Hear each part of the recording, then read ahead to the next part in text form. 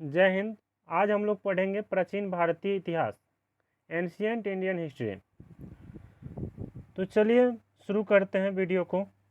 प्राचीन भारतीय इतिहास को जानने के कौन कौन से स्रोत हैं, पहले इसके बारे में जानेंगे। प्राचीन भारतीय इतिहास को जानने के स्रोत, तो पूरे इतिहास को 3 कालखंडों में बांटा गया है। जो हम लोगों का इतिहास जो है, इसको 3 कालखंड में बांटा गया है। पहला है प्राक ऐतिहासिक काल। पहला कालखंड है प्राक ऐतिहासिक काल। दूसरा कालखंड है आध ऐतिहासिक काल और तीसरा कालखंड है ऐतिहासिक काल। अब चलिए देखते हैं प्राक ऐतिहासिक काल किसे कहते हैं, उसके बारे में जानते हैं।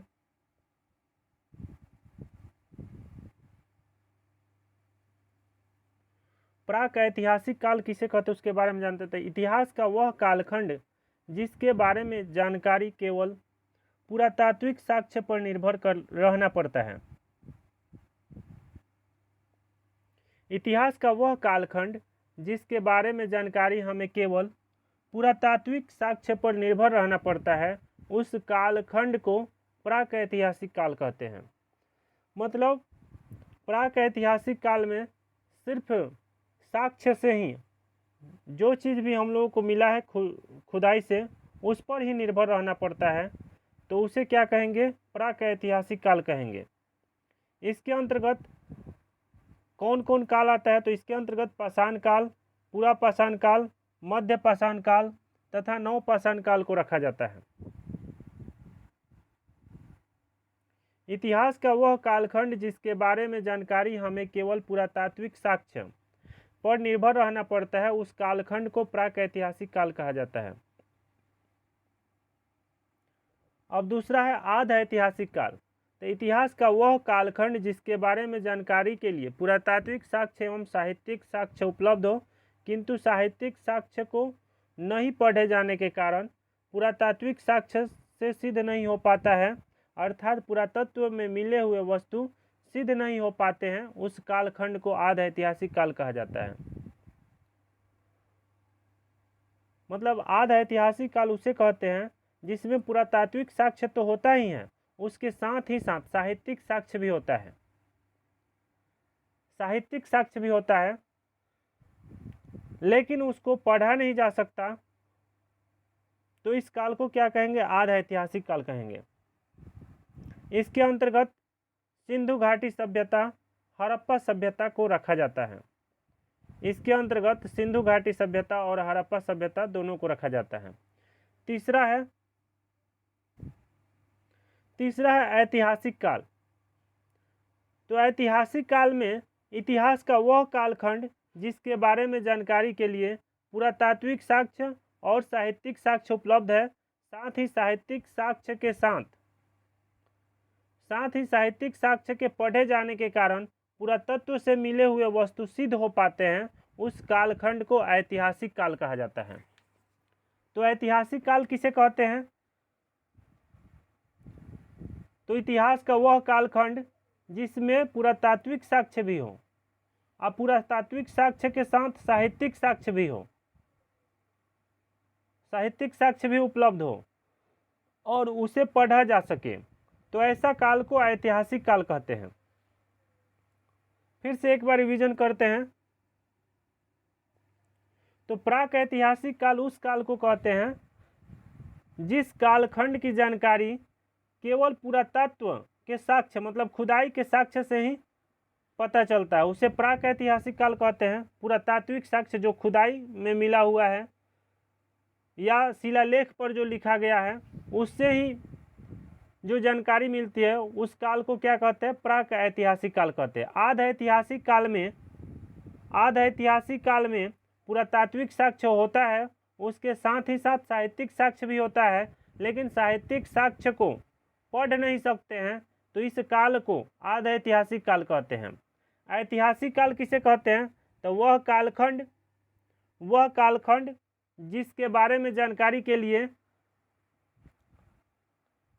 पुरातात्विक साक्ष्य के साथ साथ साहित्यिक साक्ष्य भी उपलब्ध होते हैं, और साहित्यिक साक्ष्य को पढ़े जाने के कारण इनको ऐतिहासिक काल कहते हैं। इसमें साहित्यिक साक्ष्य को पढ़ा जा सकता है। ठीक है, अगला बढ़ते हैं ब्राह्मण साहित्य। ब्राह्मण साहित्य में क्या क्या आता है? तो फर्स्ट में आता है वेद। वेद का अर्थ होता है पवित्र ज्ञान। वेद का क्या अर्थ होता है? वेद का अर्थ होता है पवित्र ज्ञान, या इसे आध्यात्मिक ज्ञान भी कह सकते हैं। वेद का अर्थ क्या होता है? वेद का अर्थ होता है पवित्र ज्ञान, या इसे आध्यात्मिक ज्ञान भी कह सकते हैं। वेद को अपौरुष्य कहा जाता है। वेद को अपौरुष्य कहा जाता है, जिसका अर्थ होता है इसकी रचना देवताओं के द्वारा किया गया है। वेद की रचना किसके द्वारा किया गया? तो वेद की रचना देवताओं के द्वारा किया गया है। वेद का संकलन करता, अगर देखिए, अगर एग्जाम में पूछेगा कि वेद की रचना किनके द्वारा किया गया है, तो वेद की रचना देवताओं के द्वारा किया गया है। अगर प्रश्न पूछे कि वेद का संकलन करता कौन है, तो महर्षि कृष्ण द्वैपायन वेद व्यास। सिर्फ आप लोगों को महर्षि वेद व्यास याद रखना है। वेद का संकलन करता कौन है? तो वेद का संकलन करता महर्षि वेद व्यास है, वेद व्यास को माना जाता है। अब वेद की रचना किन के द्वारा किया गया है? तो वेद की रचना देवताओं के द्वारा किया गया है। इन दोनों प्रश्न में बहुत अंतर है, तो आप लोग दोनों याद रखेंगे कि वेद की रचना किन के द्वारा किया गया? तो वेद की रचना देवताओं के द्वारा किया गया है।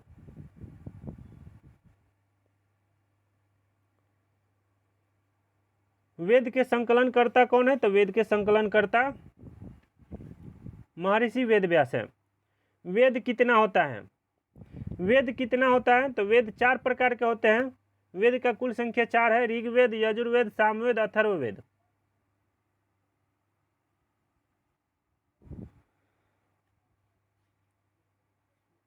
तीन वेद को वेद त्रय कहा जाता है। 3 वेद को वेद त्रय। अब वेद त्रय कौन कौन वेद को कहा जाता है? तो ऋग्वेद को, यजुर्वेद को और सामवेद को वेद त्रय कहा जाता है। वेद त्रय 3 वेद को कहा जाता है। ऋग्वेद, यजुर्वेद और सामवेद को वेद त्रय कहा जाता है। अब चलिए ऋग्वेद के बारे में पढ़ते हैं। ऋग्वेद में आर्यों की राजनीतिक प्रणाली एवं इतिहास के विषय में चर्चा है। ऋग्वेद में आर्यों की राजनीतिक प्रणाली और इतिहास के विषय में चर्चा है। यह सबसे प्राचीन वेद है। ऋग्वेद को क्या कहा जाता है? ऋग्वेद को सबसे पुराना वेद कहा जाता है, प्राचीन वेद कहा जाता है। तो अगर एग्जाम में पूछे कि सबसे प्राचीन वेद, सबसे पुराना वेद कौन है, तो ऋग्वेद है। ऋग्वेद में कितने मंडल होते हैं? तो ऋग्वेद में 10 मंडल होते हैं। ऋग्वेद में 10 मंडल होते हैं, जिसमें 2 से 7वां मंडल तक को प्राचीनतम या वंश मंडल कहा जाता है। इन सभी मंडलों में सर्वाधिक प्राचीन मंडल 7वां मंडल है। पहले एवं 10वें मंडल को नवीनतम मंडल कहा जाता है, क्योंकि इसे बाद में जोड़ा गया था। पहले एवं 10वें मंडल को नवीनतम मंडल कहा जाता है, क्योंकि इसे बाद में जोड़ा गया था। 8वां मंडल एकमात्र मंडल है जिसका हस्तलिखित शब्दों का प्रमाण मिला है। 8वां मंडल जो है, ऋग्वेद का जो 8वां मंडल है, एकमात्र ऐसा मंडल है जिसका हस्तलिखित मतलब हाथ से लिखा हुआ शब्दों का प्रमाण मिला है। 9वें मंडल में सोम देवता की चर्चा किया गया है।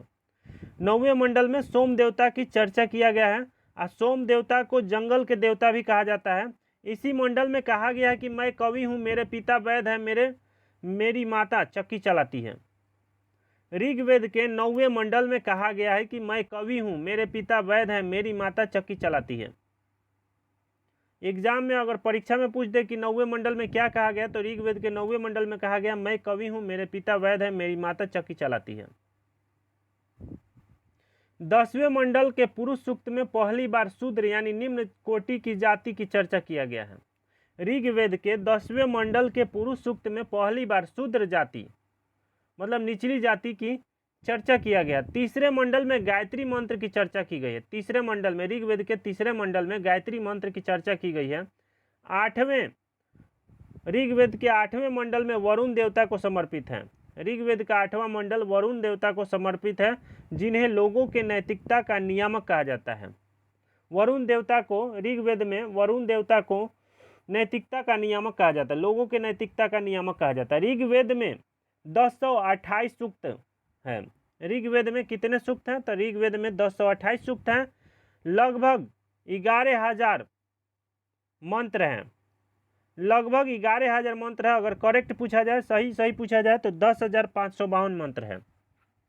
और लगभग में अगर पूछा जाए तो लगभग में 11,000 मंत्र है। ऋग्वेद में लगभग 11,000 मंत्र है और करेक्ट पूछा जाए, एकदम एक्यूरेट पूछा जाए तो 10,552 मंत्र है एवं लगभग 1,00,000 ऋचाएँ हैं। ऋग्वेद में लगभग 1,00,000 ऋचाएँ हैं। ऋग्वेद में देवताओं की स्तुति की चर्चा की गई है। ऋग्वेद में देवताओं की स्तुति की चर्चा की गई है। ऋग्वेद के ज्ञाता मतलब ऋग्वेद के जानकार को क्या कहते थे? होत्रा। ऋग्वेद के ज्ञाता होत्रा थे। ऋग्वेद के ज्ञाता कौन थे? तो होत्रा थे। ऋग्वेद की तुलना ईरानी ग्रंथ जेंदावस्ता से की गई है। ऋग्वेद की तुलना किससे की गई है? तो ऋग्वेद की तुलना ईरानी ग्रंथ जेंदावस्ता से की गई है। इस वेद का ऋग्वेद का उपवेद आयुर्वेद है। ऋग्वेद का उपवेद आयुर्वेद है जिसके रचनाकार धन्वंतरी हैं। ऋग्वेद का उपवेद आयुर्वेद है जिसके रचनाकार धन्वंतरी हैं।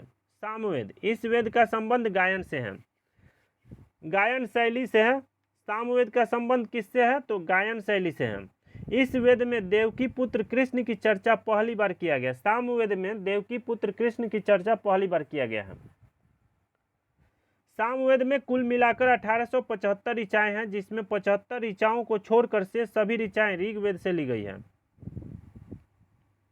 ऋग्वेद में कुल मिलाकर 1875 ऋचाएँ हैं जिसमें 75 ऋचाओं को छोड़कर से सभी ऋचाएँ ऋग्वेद से ली गई हैं। इस वेद में देवताओं की स्तुति को गायन शैली में लिखा गया है। इस वेद में देवताओं की स्तुति को गायन शैली में लिखा गया। भारतीय संगीत का जन्मस्थली सामवेद को माना जाता है।